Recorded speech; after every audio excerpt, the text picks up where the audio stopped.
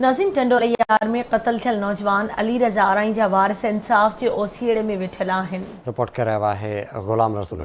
कुछ ॾींहं अॻु टंडोलयार माछी होटल लॻ केलनि जे फसल मां तशदुद थियल नामालूम शख़्स जो लाश हथायो, जंहिंजी सुञाणप 2 ॾींहं बैदि अली रज़ा आराई तौर थी हुई, जंहिंजो तालुक बदीन ज़िले जे शहर टंडो बागो सां आहे। जॾहिं त SSP फारूक महमूद बजारानी पारां कयल प्रेस कॉन्फ्रेंस में इहा अहम ॻाल्हि साम्हूं आई त क़त्ल में मक़तूल जी सोट तमसील आराई एतराफ़ कयो त अली रज़ा के इंस्पेक्टर असद खिची सां गॾिजी क़त्ल कयो आहे। तंहिं बैदि आवाज़ TV जी टीम मक़तूल अली रज़ा आराई जे ॻोठ टंडो बागो पहुती, जिते अली रज़ा जे वालिद अब्दुल लतीफ़ आराई ऐं ॻोठाणनि आवाज़ TV सां ॻाल्हाईंदे चयो त अली रज़ा मुंहिंजो पुटु आहे।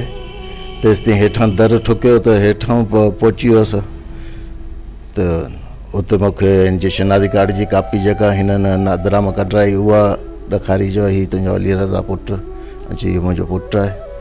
चई हीउ अहिड़े नमूने सां गोलियूं हयूं आहिनि ऐं लाश पई आहे केलनि जे बाग में, पुलिस हथ कई आहे, हीअं लावारस करे रखे छॾी आहे हैदराबाद पंहिंजो अस्पताल में।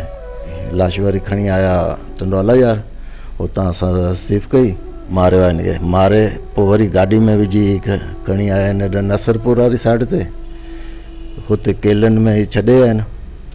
त हुते छॾण खां पोइ हिन इहा ख़बर पई कि गोलियूं बि पोइ हिनखे 4 हयूं आहिनि। उम्मीद रखूं था त बक़ाया जेके जवाबदार आहिनि, दहशतगर्द जवाबदार, जिन छोकिरे ते वध खां वधि तशदुद कयो आहे, छो त असां जेको सो उन जो जनाज़ो बि ॾिठो हुआसीं, उनखे तड़ ॾींदे बि ॾिठो हुआसीं, त हुन ते तमामु जेको मर्दानगी वारे पासे या ॿिए पासे इलाही तशदुद थियल आहे। छो जेको आहे जंहिं क़त्ल कयो उहो अञा हथ कोन पियो अचे।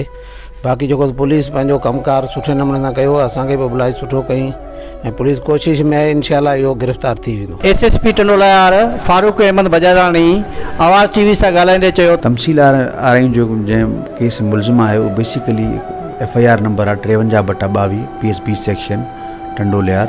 हिन में केस दर्ज कयोसीं मर्डर जो नामालूम जवाबदारनि ख़िलाफ़, ऐं उन में जेको आहे असां मरकज़ी मुलज़िम आहे तमसील आराई त पकिड़े चुका आहियूं, पर उनजो साथी मुलज़िम जेको आहे उहो मरकज़ी मुलज़िम आहे इंस्पेक्टर असद नबी खिची। उनजी गिरफ़्तारी जे लाइ असां मुख़्तलिफ़ टीमूं जोड़ियूं हुयूं, जन टीमुनि जेको आहे सो हुनजे घरनि ते रेड्स कया आहिनि, हैदराबाद में, टंडोजाम में, कराची में, लाड़काणे में, मुख़्तलिफ़ जॻहनि टीमूं वेल आहिनि। पर जीअं त मरकज़ी मुलज़िम पुलिस अफ़सर आहे, उनखे काफ़ी मामलात जी ख़बर आहे, त फ़िलहाल रूपोश जो आहे कोन अवेलेबल, पर असां इंशाअल्लाह जल्द जल्द हिन गिरफ़्तार करे कैफ़े किरदार ताईं पहुचाईंदासीं। ऐं महकमाना कार्रवाई असां ऑलरेडी आगाज़ करे चुका आहियूं ऐं असां उनखे जेको आहे मफ़रूज़ डिक्लेयर करे छॾियो आहे। हाणे ॾिसणो इहो आहे त अली रज़ा आराई ऐं ख़ानदान खे इंसाफ़ मिली सघंदो या नाज़म जोखे जे क़त्ल जीअं जरिगनि जी नज़र थी वेंदो।